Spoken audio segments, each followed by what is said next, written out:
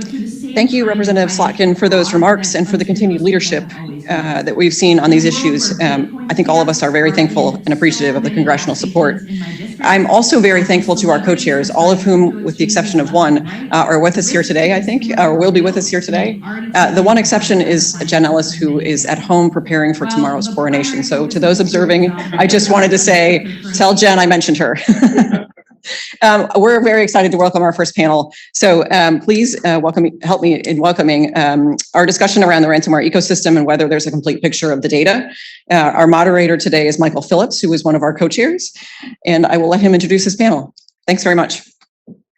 My name is Michael Phillips. Thank you, Megan, and thank you to Representative Slotkin for your remarks. I'm a cyber insurance lawyer. Last year, I said, hold the booze until the end of the conversation, and I'll say that again here. I am pleased to serve as a co-chair of the group and to focus on how the cyber insurance market can help be more proactive in fighting the scourge of ransomware. When we convened the Ransomware Task Force 2 years ago, one of the core problems that we were seeing is that there's this tremendous data gap. Everyone who is studying the problem of ransomware had a radically different view as to how bad or how frequent or how severe the losses were. What were victims doing when they were confronted with a ransomware attack on their computer systems? How often were they paying?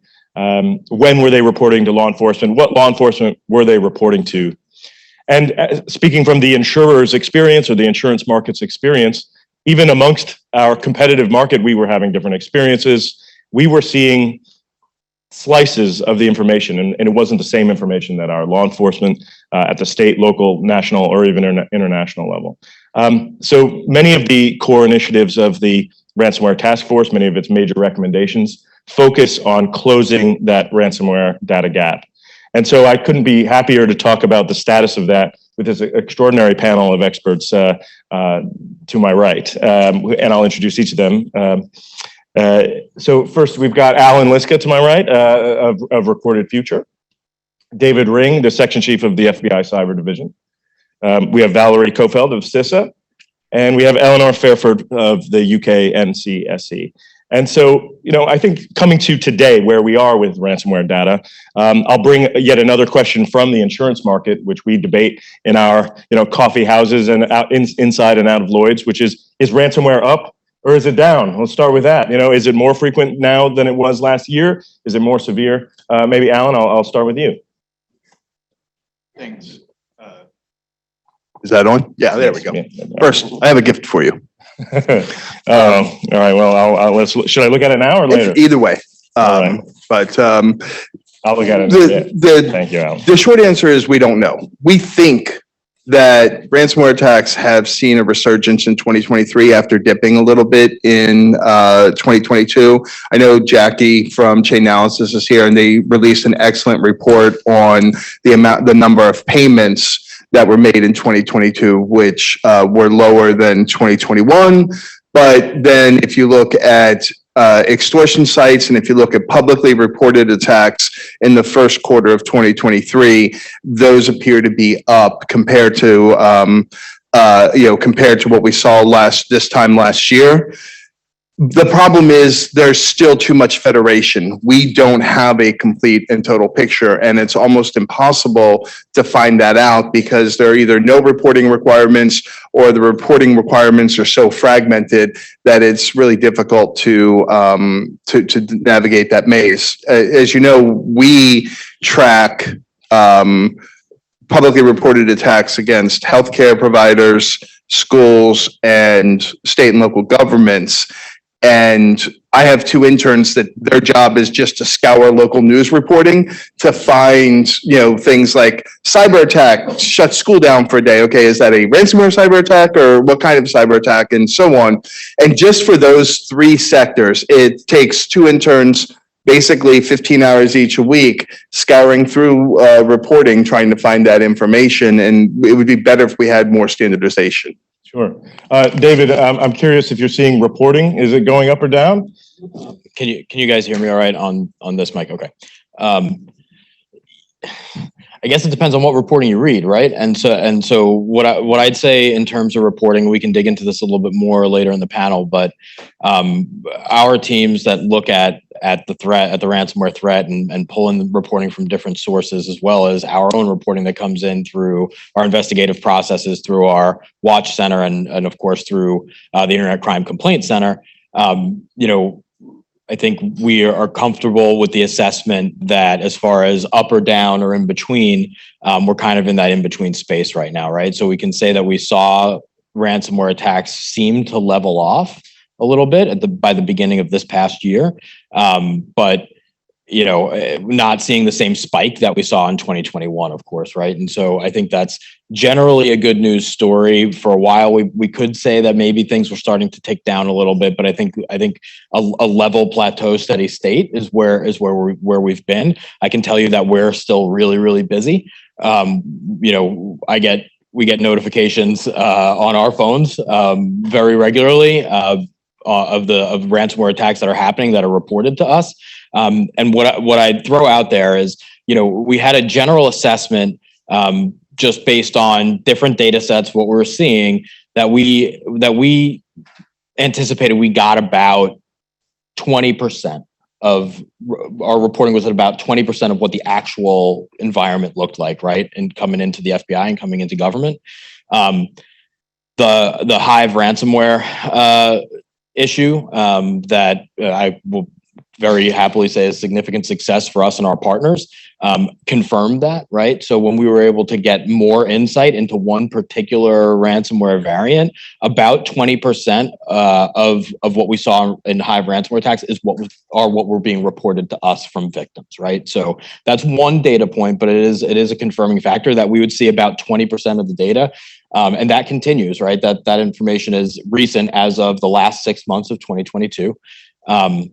And being so recent and being consistent, I would say that we still have a lot of work to do when it comes to closing the gap in terms of what's being reported, what we're actually seeing, versus what's actually happening out there.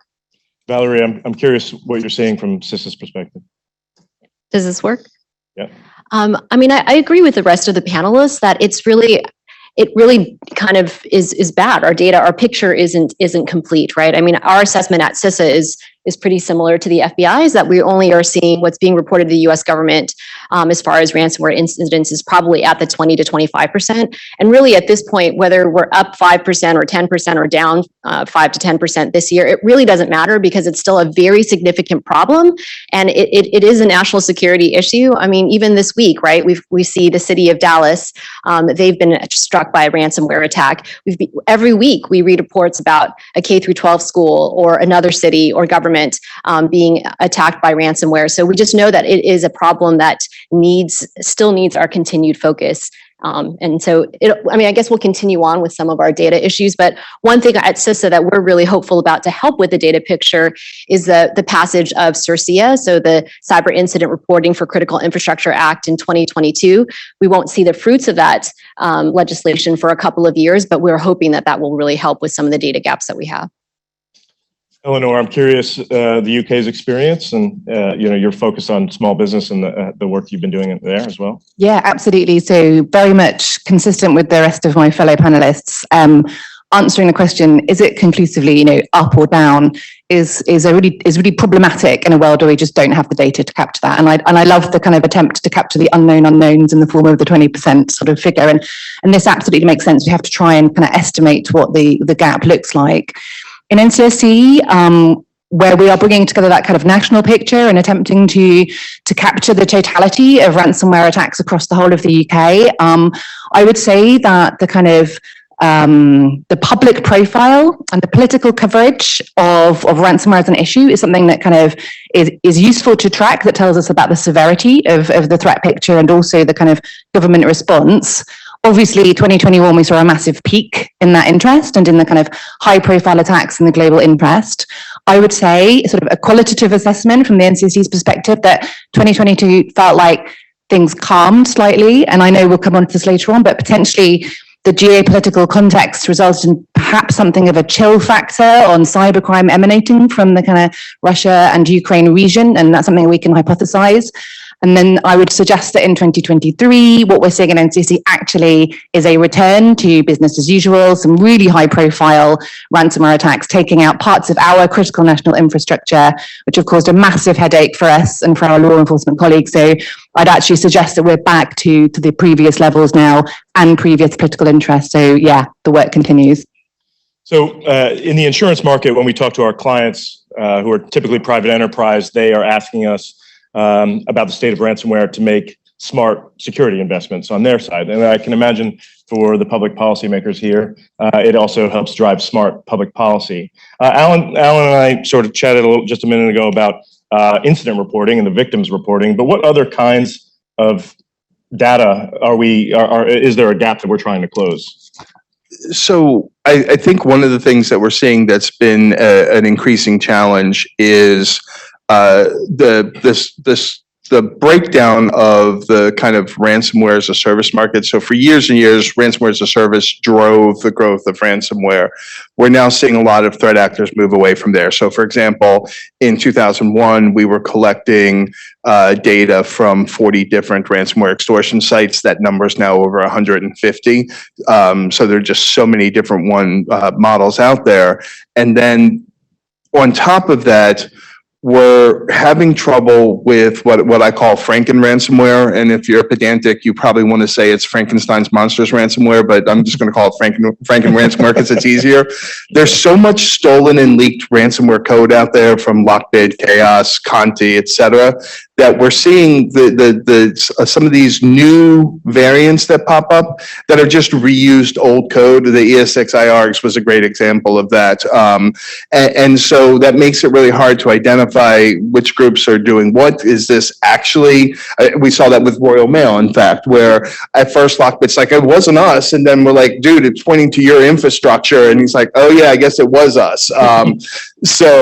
Which by the way, can y'all just take out Lockbit? I mean, I'm kind of sick of hearing their name. Like, just drone strike. But you know, I think that kind of fracturing of the ransomware market has made it harder for us to track and identify, you know, what the growing strains are, you know, who hit us. I get this question all the time now. Hey, we got hit by this. Do you know what it is? Because there's no name in the ransom note, just some random, email addresses. And so identifying that, and that makes it a real challenge for, you know, incident response and even for reporting and so on.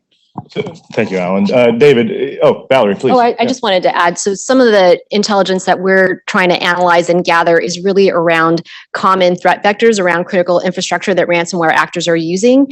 And so one component of CIRCIA was for CISA to start up a ransomware vulnerability warning program.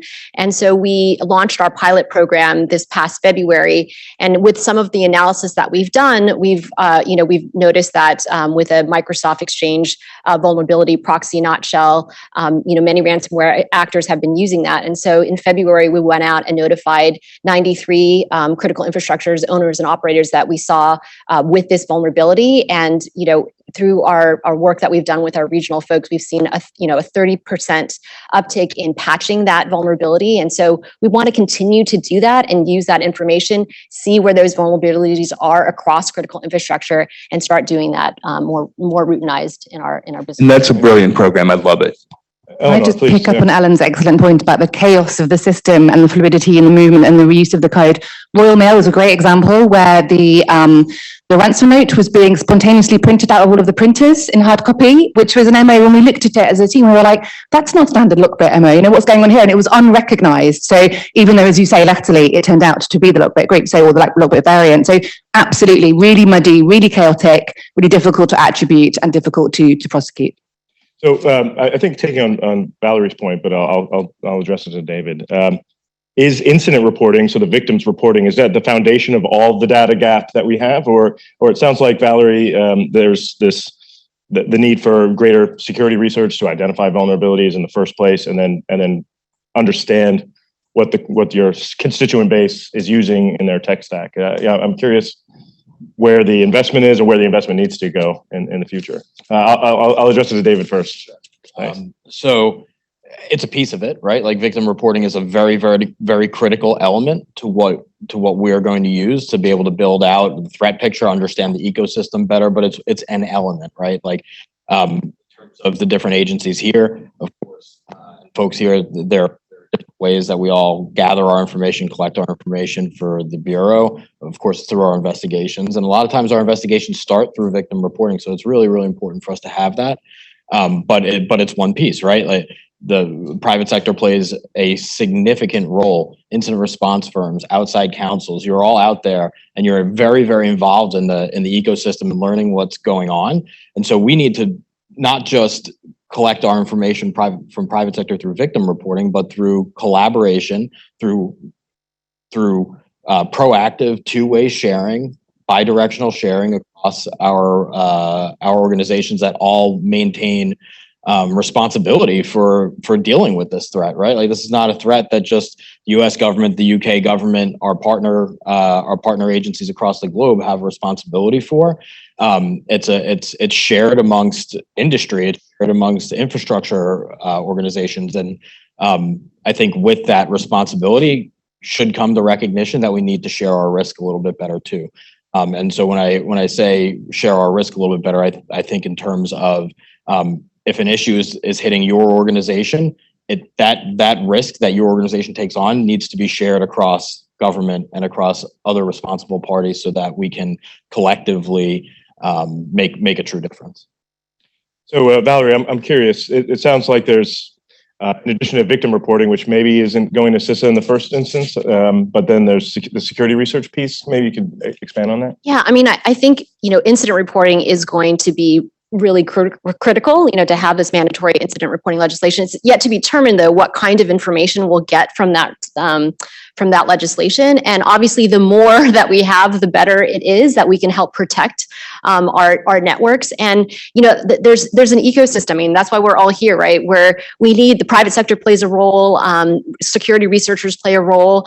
One thing that's been really interesting that we've been starting, and it's been an outgrowth of our Joint Cyber Defense Collaborative, is what we've called the pre-ransomware notification initiative. So we just started this earlier this year, where we've been working with cybersecurity researchers, and they've actually been tipping us on activity that they've seen right before an actor goes to encrypt. And we've actually sent out 150 notifications this calendar year alone, 40 of them internationally. And we've been able to stop, and help. And it's a range of entities that we've reached out to. It's been K through 12 schools, it's been state and local governments, it's been hospitals, and as I've mentioned, international locations as well. We were able to actually help a city in Europe. We notified them of this activity, and they were able to patch their vulnerability so that they weren't encrypted. And so this is a success story of an initiative that we're really trying to grow and blossom, but it's from that that intelligence that the cybersecurity research community is out there collecting. So I think we've, Eleanor. Yeah, if I could just drill into the question of victim reporting, which again also is a key source of data for us too. But just to pause on the phenomenon of ransomware itself, where victims do not often want to come forward. There's a real reluctance, right? And just to pause on the fact, this is a crime type where the victim of the crime will try to hide what has happened quite often and not want to come forward, not report it, not seek to get some sort of criminal justice outcome for it. And it's viewed almost as their fault. They were to blame, they lost the data. And there's something about the way in which the enforcement community, or the regulatory community in particular, treat this as the victim themselves are the bad guys who have done something up to be blamed for having allowed the attack to take place. And this sort of narrative makes it awkward to come forward and to be transparent about what has happened, and to explain and to investigate and to fully identify lessons learned and share those with the broader community. So for me, there's something about shining a light on this, making it something that people can come forward and talk about. I'm actually doing a blog next week, which will be published, encouraging transparency in the event of a cyber attack, jointly with our data regulator, also making the same point. They encourage openness, and they will, your fines will be lower if you have come forward about your incident. So these kinds of messages, to make it clearer, to make people more likely to come forward and more likely to seek help and assistance, and then give us the kind of database that we need to be able to pass those messages on to the rest of the sector and ensure the lessons are learned. So I think that's really important. And when we talk to our clients in the cyber insurance market, we usually hear three things when they become victims. One is that they are concerned about being stigmatized as the victim, which I think is important and would love to hear from the panel about. The second is they're often engaging privacy counsel. We are asking them, we are recommending that they engage legal counsel. There's probably some in the room today. And they may give advice about what kind of reporting to do. And then third, a lot of our enterprises will say, well, there's so much reporting to do, and my computers aren't, my computer systems are down. My business is interrupted. I am in crisis. I don't want to be filling out 8 different types of reporting. And so the standardization piece, which Allan teed up, also very important. So I'm curious the state of play and perspective from each of you with respect to stigma, the role of privacy counsel, obviously representing their clients who are victims, and then where we are with standardization. So. Could I do a super quick follow-up? Yeah, Sorry, please, just on those exact points. Just to point out that when you're you're dealing with you're putting out the fire in the event of a cyber attack. You're in the midst of the chaos yourself, right? And as you say, the last thing you want is like multiple forms to fill out and authorities on your back asking for reams and reams of data and questions to fill out. You need help and assistance. And I think there are two different motivations for coming forward to the authorities in the event of a cyber attack. And I think it's important to be realistic about these. There's like seeking support and assistance, that civilian outreach, technical incident response work. And in the heat of that, they're not looking to share the information, they're looking for help. So there's something about being able to glean the data whilst providing the support. And that's a delicate balance that we try to tread. And then separately, there's reporting a crime and ensuring that crime is logged and ensuring that data reaches the police and the relevant authorities so they can then conduct their criminal justice investigation and do what they need to do. And similarly, there's a set of data required for that. So you have these slightly different lenses on the purposes for reporting. And I think sometimes conflating the two are part of why it becomes more problematic. So that was one sort of differentiation I wanted to make. No, thank you. David, I'm curious, especially with the legal counsel piece, I know the FBI has had a number of initiatives in that space too. We have. I think it's just as important.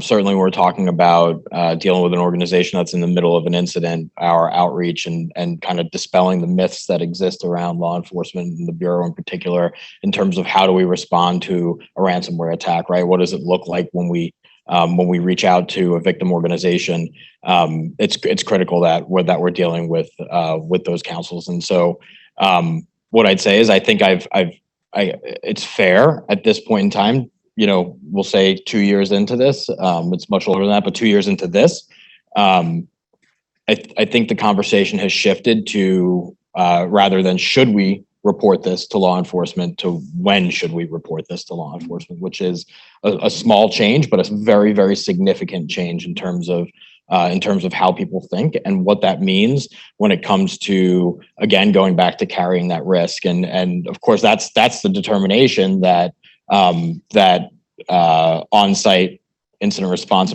and outside counsels are trying to weigh. And I think that we've gotten to a point where many, if not most, recognize that there is actually more risk in not reporting and not sharing than there is in withholding, right? Or in not withholding. So a lot of that is due to the number of experiences we've all unfortunately had to deal with over time. And with that increase in number, what I can say is the concern tends to be, if we share it with more people, there's more of a likelihood that information is going to get out in a way that we're not prepared to share. That it could negatively affect the reputation of the victim organization. And that what I'd say to that is we haven't seen that happen, right? Not in the past few years. The Bureau takes victim and targeted entity protection extremely seriously, and it's something that we've been doing for over 100 years. Not in cyber, of course, but that victim, those victim practices that we have in place and have had for a long time help us in this space. We're not going to show up in a big public display of black SUVs rolling in crime scene tape. We're not rolling servers out on dollies or anything like that. It's how do you best want to deal with this? What are you seeing in sharing information that you can share, that's not privileged, that's not going to add risk to your organization and sharing, and what do we have that we can provide back? And sometimes it's decryptors in the case of Hive. Other times, there are financial benefits that can come into play if you're able to share wallet IDs. And sometimes it's just the information that we've gathered through investigating that particular ransomware variant or that group for the past 2 years, and we can share some information that might be new. Allan, I'm curious, as a private sector researcher, is there a wish list of data that you'd like to see from every victim that might be calling your office?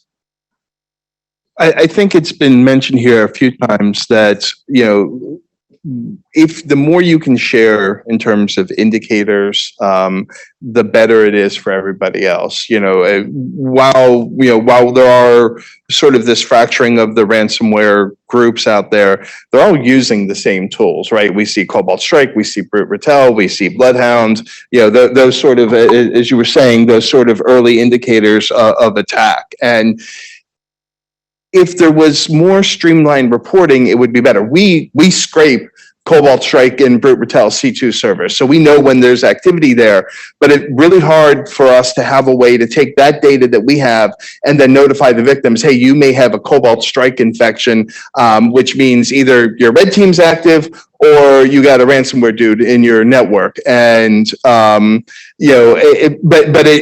it's that reporting pipeline gets really hard. We'd love to share that information. We'd love it if we could stop these attacks ahead of time, not just for our clients, but for everybody.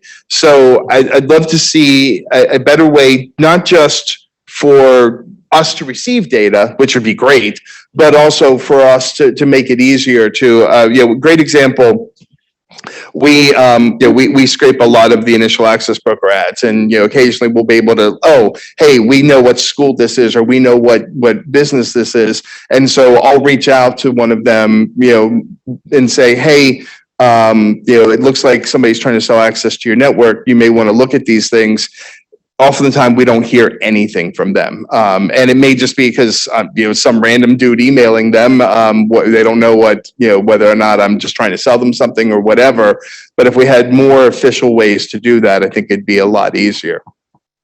Valerie, I'm curious, Well, I was going to touch on your harmonization point. So, we are very cognizant of all the different regulatory regimes that are out there that require reporting already, in the financial sector, in the energy sector. And so we are really working to find ways where we can harmonize this. I don't know if everyone will be happy in the end with what comes out with CISA in a couple of years, but we are very cognizant, and we are working with all of those regulatory entities to figure out the best way to make it as painless as possible or more user-friendly for the customers.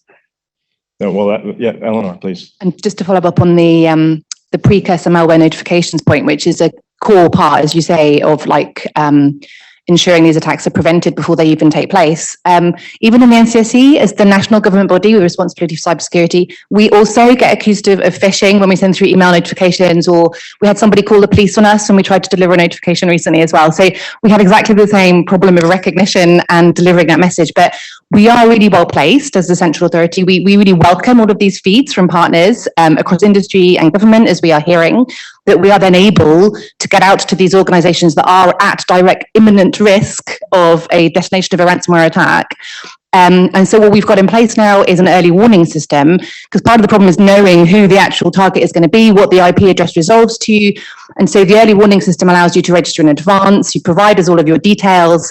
We know exactly then where the attack is going to happen, and we know who is well placed to action the information that we're going to get to them too, because of course you need to find the right person who knows what it means and who can then, address the lateral movement within their networks, right? So our early warning system is a way of trying to address that, and we're trying to onboard as many UK organisations as possible to put up that protective shield in the way that Valerie and others have described. So I'd like to pivot for a couple minutes to technology. Allan, you mentioned, we've got Jackie's going to be speaking later from Chainalysis. So blockchain analysis being a major innovative tool in the quiver for investigators. What other technologies exist to close the data gap that you're excited about? And then secondly, to protect especially smaller enterprise, who aren't going to be, they're not going to have a head of IT who's fluent in the type of threats that may be facing them. So it's hard to find technology that really helps you other than, again, what Jackie and Chainalysis is doing, which is amazing for tracking those. But really tracking victims, a lot of that is right now very manual, unless there is some kind of reporting. Because even some of the traditional tools, so we tried to do an analysis of ransomware attacks against all schools in Arizona a couple of years back. And so we went and issued a bunch of FOIA requests, and it turned out that Arizona didn't have reporting requirements for schools to report to the state. So you had to go to each individual school system. And then when you went to the school system, every one of them told us, we can't tell you that because it's a security violation, which is, horse hockey. But trying to track that information down is really hard. And then on the other side, there needs to be a way to translate what we're finding technically so that anybody can see it. And I think CISA does a really good job with that. But when you get to especially like some of these smaller school systems and local governments, you have an IT help desk security person, right? And that they're in charge of everything. We have to make it easy and accessible so that they have a one pager. This is what the problem is. This is what you need to do. You highlighted CISA's initiatives in that space. I'm curious if you'd like to expand on that, Valerie. Yeah, I mean, I think it's so important that we understand like who we're dealing with, the sophistication of the victim or not, and that's what we've been really trying to tailor to with some of these what we call target rich but resource poor entities like schools and hospitals and the water sector, is really helping them to in their limited resources that they have, the limited cyber expertise that they might have, really trying to hone in for them. Like, if you only have this much to put against cybersecurity, what would be the most bang for your buck? And so we've done that actually with a report that we sent out to the K through 12 for K through 12 educators, so that it's a toolkit. It can make it more manageable and accessible for them to know, if I concentrate on these areas, I'll get the most bang for our buck. And we're trying to do that and make it tailored toolkit for these other sectors as well. Eleanor, I'm curious if about the Cyber Essentials program and things there. Yes, so we've got a range of initiatives that are designed to sort of raise the baseline of cybersecurity, recognizing that most of the techniques that we're describing here can be, really simple, and the most simple steps can be taken that will prevent, the most sophisticated actors as well as the ransomware attacks on your network. I was just going to pause briefly on the data question and the opportunities and how far we've come and whether there's sort of any improvement in where we've been. And certainly I remember 2 years ago being asked for, the UK statistics as part of the Ransomware Task Force work, and our statistics being the numbers of ransomware attacks in the UK. And the NCC had a number, and we were able to supply it as a tiny number compared to what actually took place in the UK. And I went to my law enforcement counterparts in the National Crime Agency, kind of the counterparts to FBI here, and they were like, "Yeah, we don't know, we don't really count it." So it's been really hard. I think in the progress that we have made is like knowing what we know, better crunching and analyzing our own data, and then being in a position to share it amongst ourselves. So if we can already get that bit of the iceberg, that's the starting point, recognizing that that's already pretty difficult.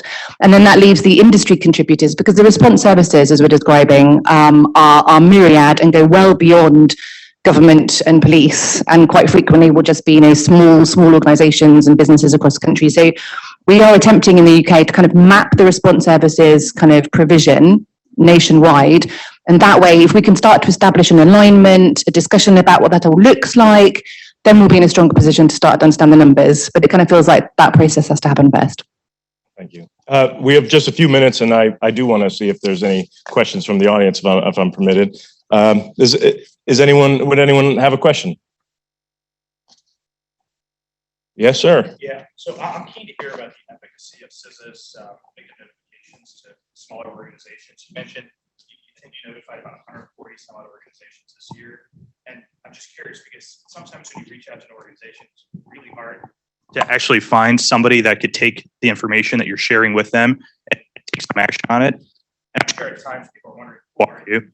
And is the information that you're providing to them actually legitimate? So I'm just kind of keen to hear what kind of success rate do you have for the notifications people do? I do agree that we still do suffer from people not understanding who we are, and so we have to be persistent. But I think with the 150 that we notified in this pre-ransomware initiative, we were successful in actually notifying those entities.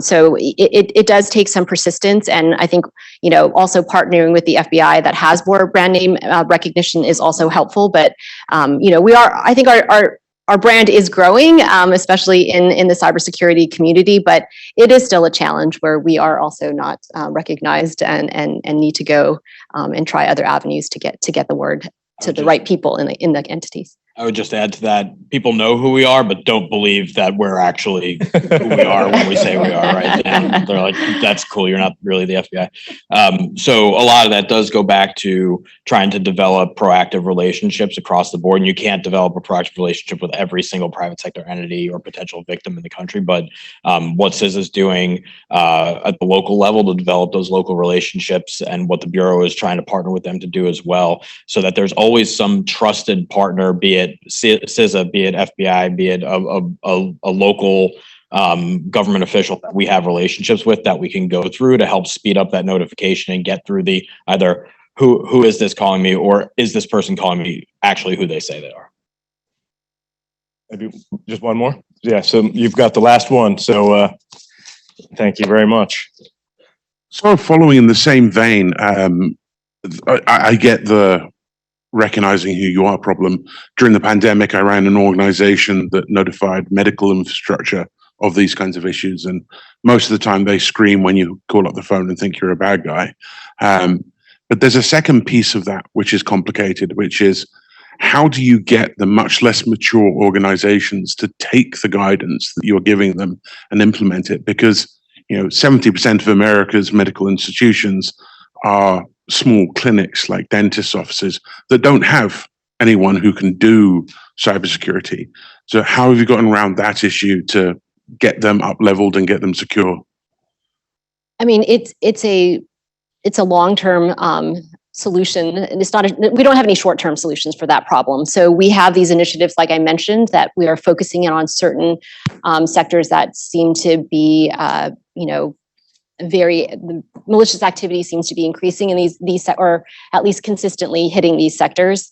And so what we are doing is working with the way that infrastructure is coordinated here in the US or organized is through what we call sector risk management agencies. So we've broken up critical infrastructure into 16 sectors. And so for health and human services, for K through 12, we've been working together with Department of Education, with Health and Human Services to try and amplify and work with them, and also try to partner with grant programs and authorities, whether that's within the Department of Homeland Security, or whether that's with Health and Human Services or the Department of Education. We're also trying to use vehicles like that. We're also partnering with the private sector who sometimes they, during the Russia-Ukraine crisis, we were able to work and identify with the private sector free services that they were willing to give to entities that couldn't afford it. So we are trying to be creative, but you're correct that there's a huge gap, and it's not going to be easy to close.